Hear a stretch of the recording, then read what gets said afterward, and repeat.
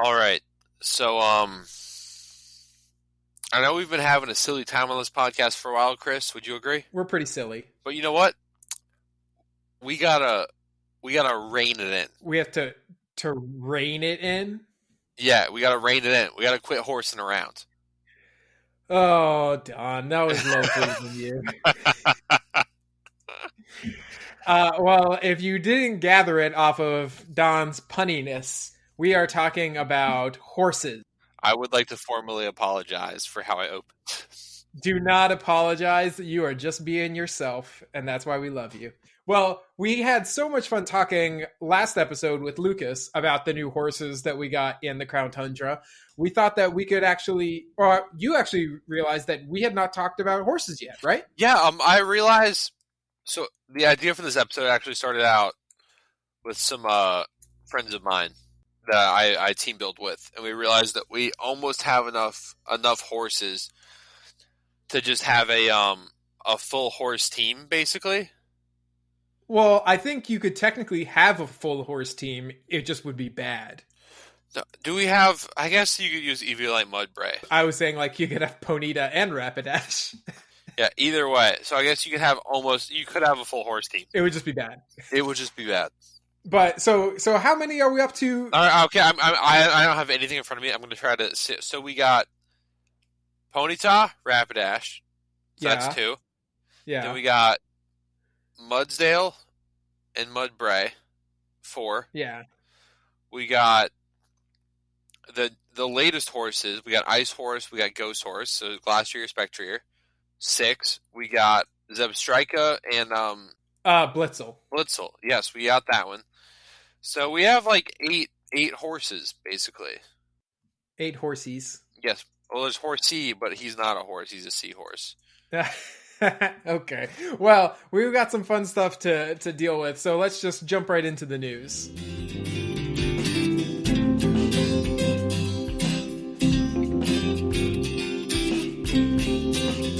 This is a thing that I didn't know needed to be a Pokemon, but now I feel like it does. Well, I guess it kind of. Well, that's actually wrong. So we have a Dart Frog already, but a few months ago, the first venomous frog was discovered. Wait, what about like poison dart frogs? Those are poison. Oh, not venom. Okay, yeah, no. That's dumb. Okay. Yeah, remember, if you bite it and you die, it's poisonous. If it bites you and you die, it's venomous. So venom is injected, poison is secreted. So they found recently 2 different species of venomous frogs. One of them is the Greenings frog, and honestly, I think it's pretty goofy looking. Did you say greetings? Greenings frog. Oh, greenings. I thought it was like, hello, no, if venom. you Google it, it's very goofy. It has like a big duck lip on its face. Like its front jaw comes way off. So derpy. Yeah, but apparently,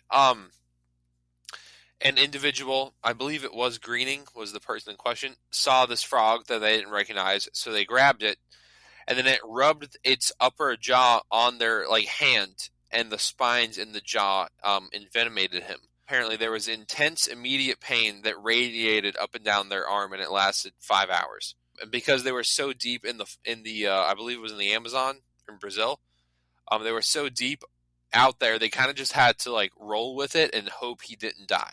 And he didn't die, which was good. But we did learn that the venom from the frog is, I think, 5 times more toxic than that of your average pit viper. Oh, wow. Yes, and then there was a different species of venomous frog found the same year that luckily the scientist in question did not grab it. There's Bruno's casque-headed frog, Casque. It's a much more aesthetic venomous frog, in my opinion. And it was 25 times more toxic than your average pit viper. When it had the same weird, it has weird little spines on its head.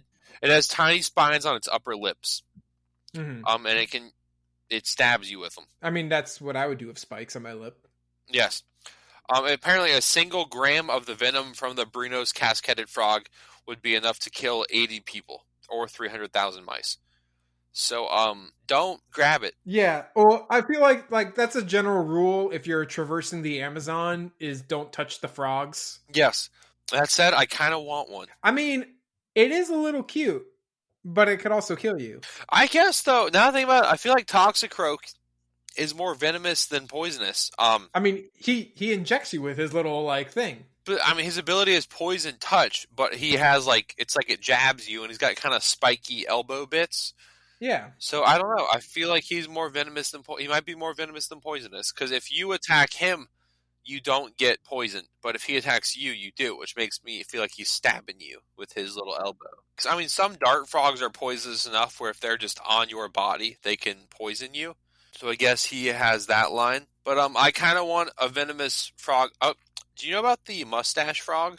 No, but I should. It's a frog that has a line of spikes on the front of its face that it stabs you with to defend itself. That is a Pokemon, right? So I hope Mustache Frog can happen in the future. It's a toad, and I hope it's threatened or endangered due to habitat loss, and I hope it survives because it's got a cool mustache. It is cool but deadly. Yes. Well, I guess in our other news, you have a little bit more familiarity with this animal. I was reading about the Tegu lizard. Yes. So I'm assuming it was the black and white Tegu. Yeah, black and white Tegu. Yes, we have. I live in Pinellas County, but right next to us is Hillsborough County, which has had an issue with them for a few years. Mm-hmm. They actually do make fantastic pets. It's like a mid-sized lizard. I'd say it's a big lizard. They get like 4 feet or so, but they're very intelligent for a lizard, and they are very adaptable. And at captive bred and well raised, they're a fantastic pet. Well, isn't the problem with them that they were taken as pets and then they either escaped or were released? Exactly. And like I said, they're omnivorous. They'll eat basically anything. They're for a lizard, they're very crafty. They seem to be like a more intelligent lizard in my experience. And they're kind of almost cool-blooded, where they're slightly warmer than the like ambient temperature. Mm-hmm. Which lets them overwinter a lot farther north than some of the other. Like in Florida, we have like the pythons and the other stuff like that, but like the pythons can't make it past like the Everglades. Yeah. But Tegus had you had this other info. I knew that they could overwinter as far north as Tallahassee. Yeah, the article I found said that they have been found in 2 counties in Georgia and South Carolina, which is a lot more impressive because it gets cold in Tallahassee, relatively speaking, cold, but it gets a lot colder in South Carolina and Georgia. I mean, it's cool for the lizards, but isn't that also kind of like not so cool for the natural habitat that's there? Yes, it's very much not cool. They're like I said, they're in a niche where they've become a large enough predator where they're kind of immune to a lot of sort of local predators that could really eat them, but they're large enough to pretty much eat anything unmolested. They'll I know in Florida there's a concern about them eating alligator and American crocodile eggs. They're large enough to raid nests very effectively. They also burrow well, and I've helped some people capture some wild ones, and they're a very impressive lizard. They are I remember a friend of mine's friend who I helped. We dug one up that he had a large burrow. It was probably like 4.5, close to 5 feet long male tegu. It was very strong. It was. I've helped catch a lot of weird critters, and I think pound for pound, it might be one of the strongest like things I've ever caught compared to various like alligators and caimans and crocodiles too. They have crazy teeth. They look like tiger shark teeth. It was like shaking me and my buddy back and forth. We both had hands on it. I could really see them being a problem to native wildlife. I mean, maybe they'll fix the feral cat problem. I guess that might be a ray of sunshine. That's dark, Don. A lizard cat war. Dude, honestly, I'd watch that movie. Because, like, we have the iguanas in South Florida, but they really can't go any farther north. And they're, like, 95% herbivorous, I feel like. Yeah, tegus will eat anything. I know people that have talked about having, like, outdoor cats, and they'll go outside in, like, Hillsborough County, Florida, and they'll just be a tegu, like a 4-foot lizard, just eating the cat food that they put out for, like, the neighborhood cats. I saw that story going a different direction, and I'm glad it ended where it did. Where it wasn't eating the neighborhood cats? Yes. I mean, if I had to bet on the two in a fight, I would put all my money on the tegu. I mean, from what you have described, I would too, and that makes me sad because I like cats. I feel like we're getting into a dark place though, so let's move on to the Pokemon news. Yeah, let's move on. So, you want to start off? We've been talking about it. Don, you had some success recently. If you want to fill us in on the Players Cup. Yeah. So, me and my buddy Tommy, he goes by Doc Dandy on Twitter. We both ran the same team in the Players Cup for North America, and we both got into the top 16. It was a lot of fun, to be perfectly honest. Neither of us. Our Trick Room matchup was double Heatwave and then hit Sing with Clefairy against both Trick Room teams. We really just sort of went for it with the team. Neither of us had the most confidence in the team going in, but apparently it really paid off. We have a report coming out on our friend Audie's YouTube channel. I think it's like CK49 or CK9. Yeah, he realized a lot of great content. But it was a lot of fun. We had a very fun team of Nihilego, Clefairy, Charizard, Landorus, Whimsicott, and no, I'm blanking on the last Pokemon on my own team. I should know this. Torkoal. It was not the one I placed, actually. Of course. How did you forget Torkoal? How can I forget my special sunny son? You can edit all the parts out where I forgot this part. I'm going to keep it in so everyone knows you forgot your son. Anyway, so that's the team. It was a lot of fun to use. Charizard was great going into it because we expected a lot of Metagross, and it really paid off on that front. Nihilego was fantastic. Nihilego is the definition of Lucas's big number smash. Honestly, shout out to it for making Power Herb not just be the item that Xerneas uses. Because Power Herb Meteor Beam is stupid. Yeah, it is. It is very stupid. Yeah. And last thing I want to plug real quick on this part, my friends and I, we have our own YouTube channel now where we're team build and post our replays for various tournaments. Icehouse, EISHAUS, like the German spelling because it seemed cooler. I put all my Players Cup runs on there. There was one match I think Nihilego got up to +5 in one game. It's a dumb thing. And its special bulk is, I was taking like 50% from like +2 Max Geyser from Rotom Wash in Sand. But yeah, so that was great. Unfortunately, I wasn't able to go past top 16. And I really hope the Nihilego gang keeps going. Nihi gang. You did very well. I'm hoping that if they do the Players Cup, I can be there with you next time. I'm hoping for the next. I know we had issues. You were high enough to qualify for the next round. Yeah, and I think we played some more games, and then it kind of didn't work out. Now we know. I know. So that's great news for you. Great news for everyone is that Zarude is finally coming to the game. Which, if you haven't done it, this episode's coming out on the 20th, and I know the deadline to sign up says the 20th. So if you're hearing this and you haven't signed up for the newsletter, do that. It's if you Google Get Zarude America, you'll find lots of stories that show you how to do it. But basically, you have to sign up for the trainer newsletter on the Pokemon website, and I think it's December 11th. They're going to be sending in the newsletter. That's my birthday. Code to get. Oh, there you go. Happy birthday. Here's the Zarude.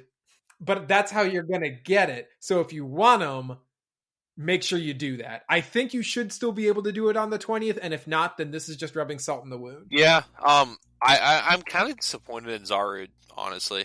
Is he any different than any other mythical we've ever gotten?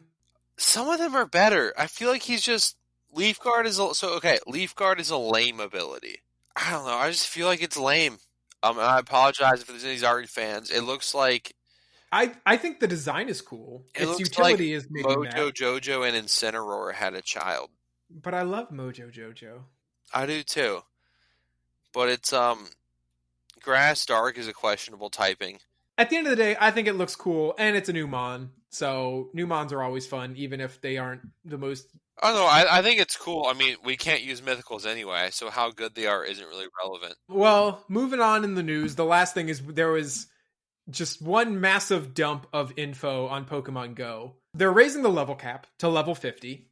Yeah, and so it's going to be 50, and it's also not experience-based. So 41 if you're at 40, you're not going experienced anymore. There's like different kinds of they lay it all out, but it's things like I think getting from 49 to 50 is you have to beat the Team Rocket leaders using CP 1500 Pokemon.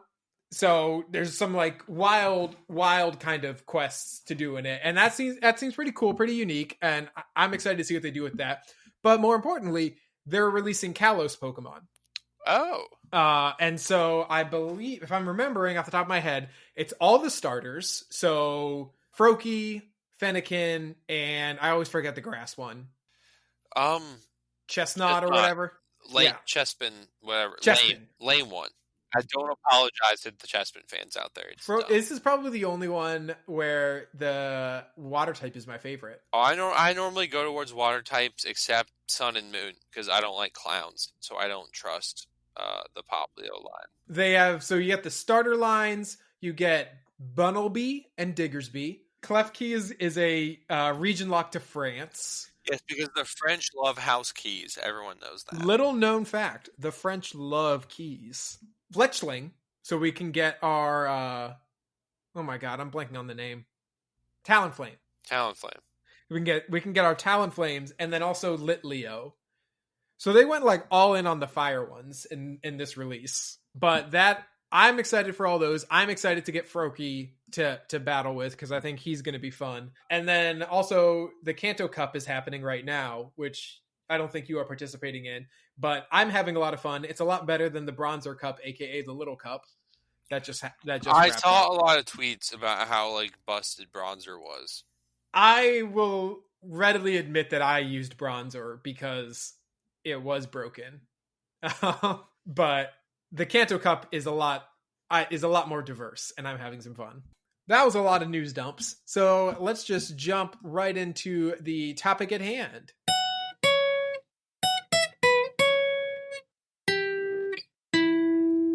All right, Don, you're going to learn me some things about horses, right? Well, I reckon we can saddle on up on that there horse knowledge, partner. This is the disclaimer. Please be prepared for all of the horse puns. I said I wouldn't say howdy anymore, so I'm not going to say howdy, but I'm going to use every other thing that seems Western because we're talking about horses. All right, so Don, we have some. You have some history about horses you wanted to share.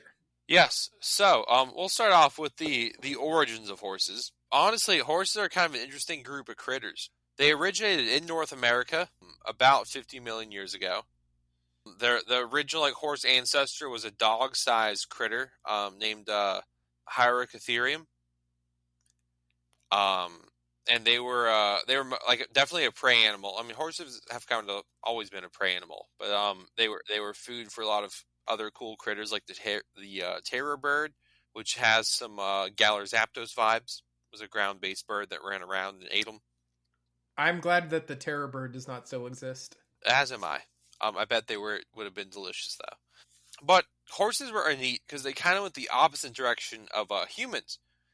So humans sort of came into North America over like the Beringia land bridge, and horses went the opposite way into Asia, and then they later colonized Africa and Europe, where they evolved into zebras and other things in Europe where they died out for a while. And then horses also died out in North America about 10,000 years ago. Just because, or was there something? Just for the record, the Blitzkrieg hypothesis, which is the argument that humans coming into North America wiped out all of the big critters, has kind of really lost a lot of steam over the last few years.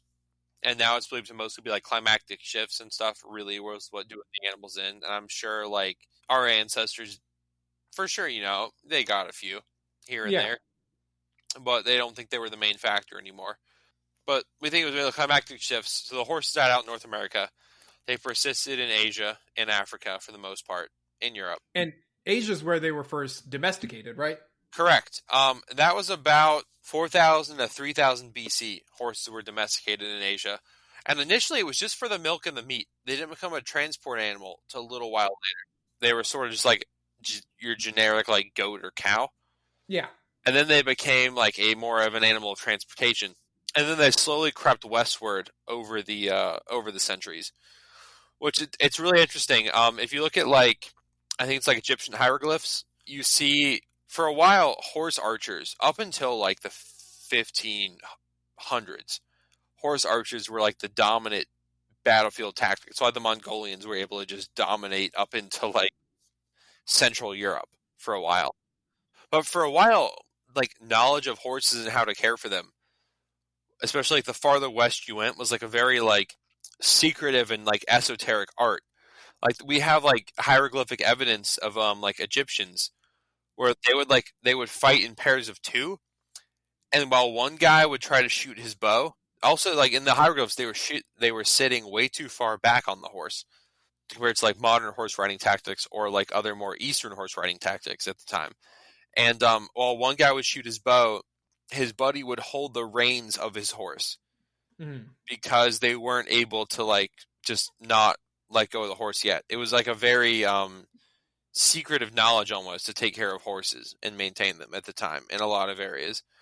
And then over the years that it went west, domesticated horses actually made a return to the Americas in the early 1500s with I think it was Hernando Cortez who first brought them in like early 1500s. Then by 1525, Mexico had a pretty good like horse breeding industry and didn't need to import horses anymore by that point. And then like stolen and escaped horses really became established in the American West and were like utilized heavily by the Native American tribes of the American Southwest and later the Midwest by the 16 and 1700s.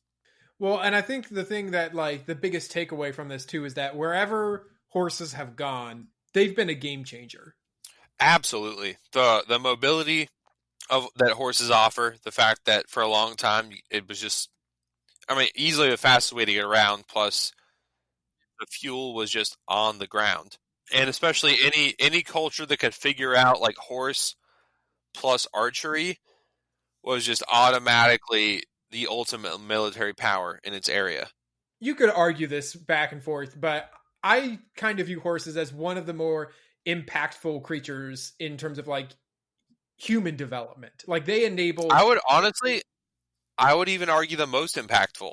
Well, and we're just talking about warfare. Like we haven't even talked about like their utility for, enabling agriculture and advances in that, Exactly. They really were able to supplant some of the like the oxen and things like that just by being like a faster method of movement and like a little less like caloric requirements as well.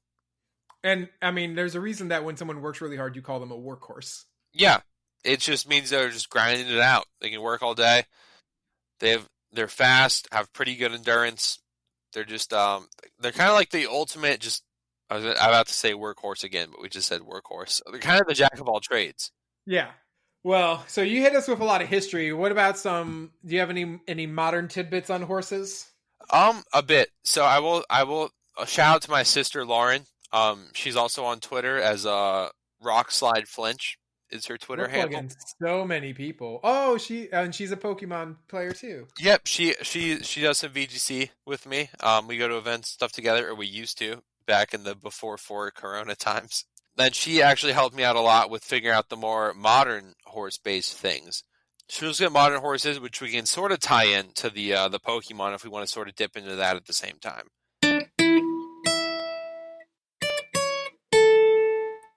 Let's start with the newest and hottest Pokemon in the world. The hottest / coldest thing to hit the VGC, or the spookiest / coldest.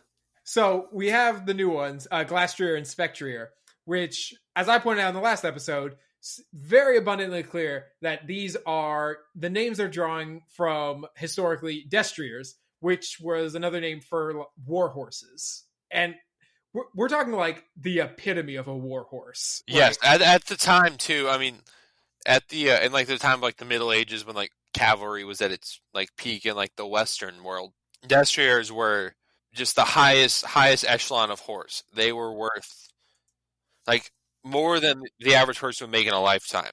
I saw a thing that said that one Destrier was worth 7 normal horses, and a normal horse is already expensive, and that's not including the armor that you would then have to put on the horse.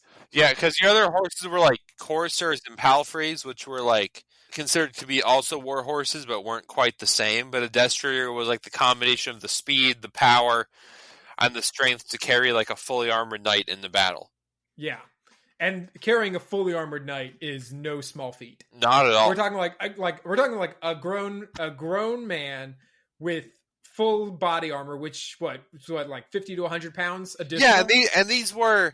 I mean, people talk about how people were smaller back in the day, but these were very wealthy individuals that had a very good diet.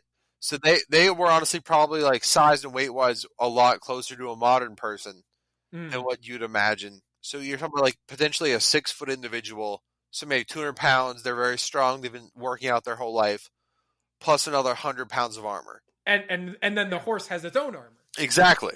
So these horses they were big, they were strong. The things that I kept reading about though is that they weren't like, it wasn't so much their like height big, but like their muscle build. Like yeah, they were like almost stocky.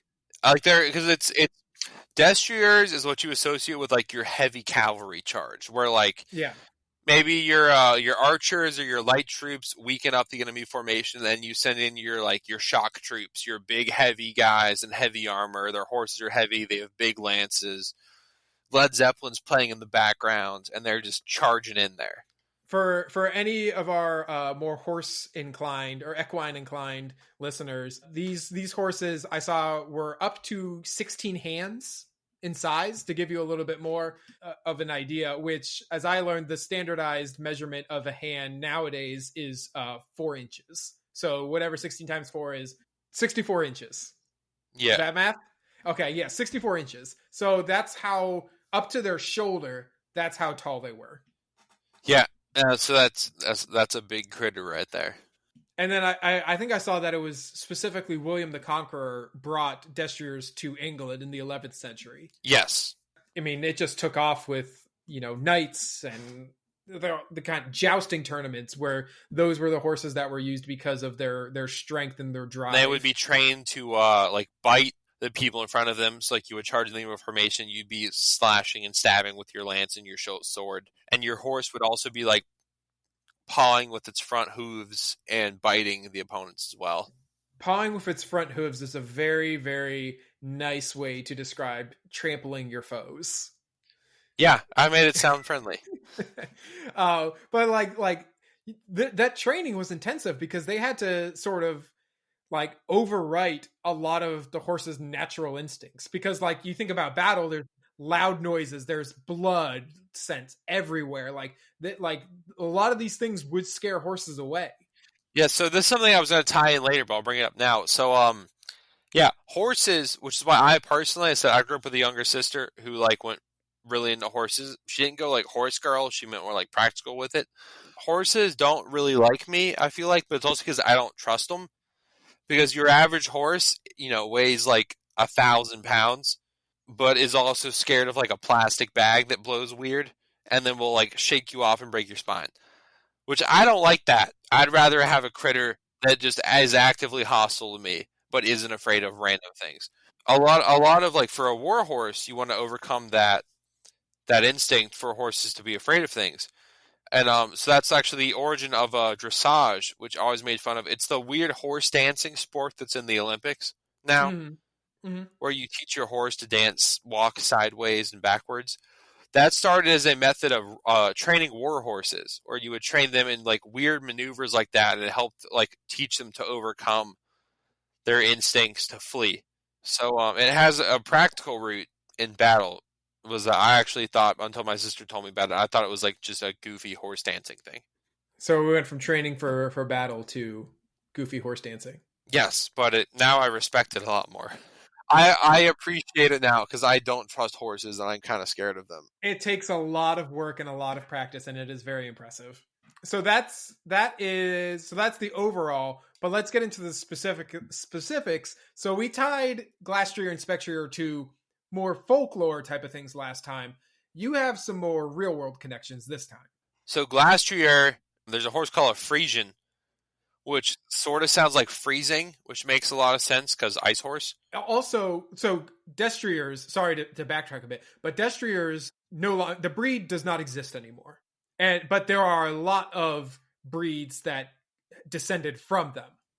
Yes, and I feel like it was kind of also like a catch-all term almost, where like it was like for at the time when it was. I feel like we were at like humanity as a whole was in a much more practical stage, where it was at like it was big. Is it big? Is it strong enough to carry a dude in armor? It's a destrier. And then later we got a little more particular, and there were like even back in the day though there were sub-breeds, and one of them was the Frisian, which sounds like freezing, so I'm counting it. Freezing ice Glastrier. That's an unintentional bonus. Yes, and the Frisian was a very large horse, up to like 16 hands or so. And they were the wrong color. Frisians are black. Glastrier is like whitish blue because it's an ice type. But I'm arguing the vibe. They were very strong. They were like large, strong draft horses that were also used in battle. So they were like not the fastest, but they were very strong and powerful, and they could carry your armored knights. Frisians are also used in dressage now, which is the fancy horse dancing that we're talking about. But I think Warhorse, strong, not very fast, but like bulky and powerful is sort of how I think of Glastrier, as we've seen from like the latest like Players Cup finishes. It's like a very like it's not very fast, but it hits very hard. It's got very good bulk, and it really like racks up the damage. So I feel like it kind of fits the Frisian mold in that way. Yeah, I can see it. Yeah, and then this is one that I didn't learn about. I didn't know this exists till today. And thank you to my sister Lauren. Spectrier, she found vibes between Agalteca. And they're more sort of golden, but they have some sort of black to them as well. They're actually a very rare breed. There's only about 6,600 of them in the world. And they're one of the oldest existing horse breeds. But they were known for their speed, endurance, and intelligence, which I feel like sort of fits the ghost type. We saw that Spectrier is very, very fast. It's a spooky ghost, which sort of fits with like the sort of rare old breed that this horse is. It's sort of a gold with a black highlights. It's a beautiful horse. It is. And it's got some sort of dark highlights to it, and sort of it has a sort of ghostly vibe. And it does have there are some lines that go into modern thoroughbreds even, which are like the fastest modern horses. Yeah. And Spectrier is the fastest horse currently in the games as well. We did a lot of dump, but I think those ones are in particular important because of their legendary stature, and they're hot and new, and everyone loves the shiny and new things. I was going to say new toy syndrome. Yeah, new toys. Well, if we go back one generation to Alola, we actually have another horse one that you wanted to talk about. We're talking about our good boy Mudsdale. I personally have never had success with Mudsdale, but some people really like Mudsdale. I find that my least favorite typing is ground typing. It's so good though. I just don't like ground types. But that's a different episode. We're already going a little long. We can get it into Mudsdale. So again, based off of the name, I think it's pretty clear where this one is coming from, and that's Clydesdales, right? Everybody's favorite Budweiser mascot. Everyone. Oh, I've got a story for you.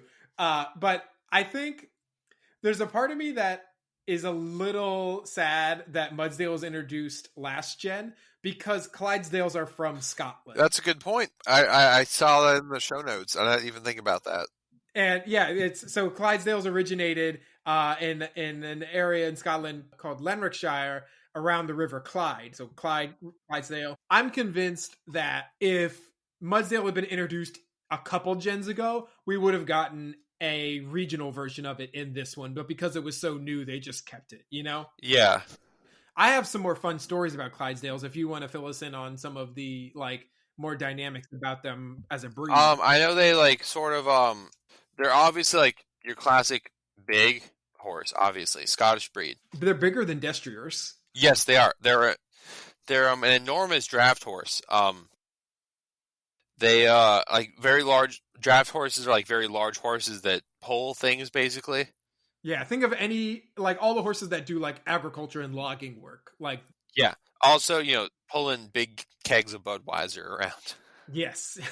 Where the neighborhood where I grew up, we had a neighbor that had it like they were on the edge of the neighborhood, and a giant front yard that was like zoned for agriculture due to some weird zoning rules in Central Florida. So they had a pair of Clydesdales just as pets. They're so they're so big. Yes, they are. Yeah, they're enormous. So they're actually a pretty recent horse breed. By the 1970s, they were actually considered a breed vulnerable to extinction, where they were considered very vulnerable. But since then, they've sort of rallied a bit. They've become sort of a obviously the classic like Budweiser Clydesdale, and they've sort of become also like a very like aesthetic horse. But it's like they're very much like sort of a working breed in a time where we really don't need working breeds of horses anymore. You think of like, I mean, they feel like a very showy horse to me. Like you always think of the ones like in a parade because they have all like the kind of like pom pom kind of hooves. Yeah, wait, my sister sent me a word for that. Let me see if I can find it. I think there's a specific word. Cause the Frisians also have the sort of weird hooves, and she said that. I will insert my first fun story, which we have talked about the Budweiser Clydesdales. So it deals with prohibition naturally, but basically when prohibition ended, Budweiser got Clydesdales to pull around carts of beer, and Clydesdales delivered the beer in a carriage to the White House to celebrate the end of prohibition, and thus gave birth to one of the most successful advertising campaigns ever. A lot of people associate them today. I feel like every Super Bowl, there's a new Budweiser Clydesdale commercial, and it's always enjoyable. All right, we're going long. We'll keep moving. All right, so that does it for. Real quick, one thing my sister noticed in this, and I feel like we should include this part. You know the move high horsepower. All the horses learn it, and a bunch of other stuff do too, which causes the debate like is Snorlax a horse? It's not, but It might be. But anyway, so when the horsepower animation in game shows a horse hoof impacting the opponent, which implies that horses are shoed in game. Someone is going around and putting horseshoes on wild Pokemon, like your wild Ponyta. Someone's putting a horseshoe on it. I'm or, gonna. Or it means they just naturally grow horseshoes. That's what I'm thinking, because that's the same thing with Hitmonchan. You know, like, is someone putting boxing gloves on all these, or do they just grow them? And the answer is that's just what it has. They're not boxing gloves. Also, wait, real quick, I was looking at Ponyta and its Pokédex entries to see if there were any. I was trying to figure out what sort of.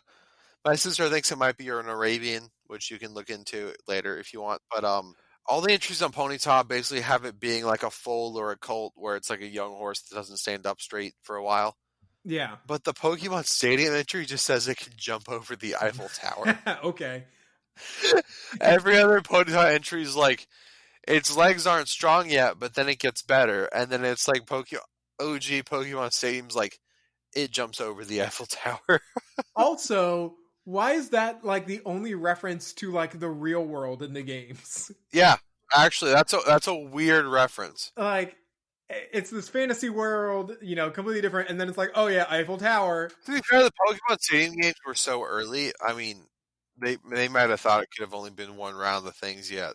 I mean, and Ponyta and Rapidash, I always kind of got just like generic horse vibes from them, Yeah, my sister said they could sort of have an Arabian vibe where they're fast, but they're not the fastest, and they're showy, but they're not the showiest. Them and also Rapidash is a unicorn. Yeah, and yeah. The Galar line is just like My Little Pony. Well, I think we've covered a lot of ground on horses right now. I think that we should move on to the close, if you're good with that. No, let's wrap her up.